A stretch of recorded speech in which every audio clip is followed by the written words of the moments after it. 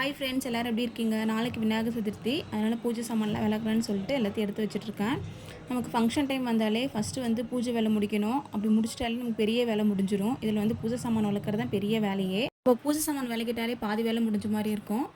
நான் வந்து ஃபஸ்ட்டு பூஜை சாமான் விளக்குறதுக்கு எடுத்து வச்சுட்டு பூஜை ரூமில் நல்லா க்ளீன் பண்ணி விட்டுட்டு குளிச்சுட்டு வந்து அதுக்கப்புறம் தான் விளக்க போகிறேன். நான் ஆஃப்டர்நூன் ஒரு 3 o'clock வந்து ஃப்ரூட்ஸு இல்லைனா ஏதாவது ஸ்நாக்ஸ் எடுத்துப்பேன். இன்றைக்கி வந்து ஆப்பிளும் ஆரஞ்சும் எடுத்துக்கிட்டேன். ஃப்ரூட்ஸ் சாப்பிட்டுட்டு கொஞ்ச நேரம் ரெஸ்ட் எடுத்துகிட்டு ஒரு 5 மணிக்கு குளிச்சுட்டு வந்து அதுக்கப்புறம் தான் பூஜை சாமான் விளக்குனேன். இந்த விநாயகர் தான் வந்து நம்ம நாளைக்கு பூஜைக்கு சாமி கும்பிட போகிறோம். வெளியிலேருந்து விநாயகர் வாங்கிட்டு வந்து சிலை வச்சு சாமி கும்பிட்ற பழக்கம் நமக்கு இல்லை. அதனால் வீட்டில் இருக்க விநாயகரே சாமி கும்பிடலான்னு சொல்லிட்டு இன்னும் எல்லாமே க்ளீன் பண்ணிவிட்டு பூஜை சாமான்லாம் விளக்கிட்டு பொட்டெல்லாம் வச்சுக்கிட்டேன். விநாயகர் ரொம்ப அழகாக இருந்தார், எனக்கு ரொம்ப பிடிக்கும். இது வந்து பித்தளை விநாயகர். இதுக்கு பொட்டு வச்சு பார்க்கும்போது சூப்பராக இருந்தது. சரி, ரெடி பண்ணி வச்சுட்டு சாமி ரூம் எல்லாத்தையும் எடுத்து வச்சு எல்லாத்தையும் ரெடி பண்ணிட்டேன். நாளைக்கு வந்து பூஜை பண்ணுறதுக்கு சரியாக இருக்கும்னு சொல்லிட்டு உங்களுக்கு இந்த வீடியோ பிடிச்சிருந்தா லைக் பண்ணுங்கள், சப்ஸ்கிரைப் பண்ணுங்கள். நெக்ஸ்ட் வீடியோவில் பார்க்கலாம். பாய்.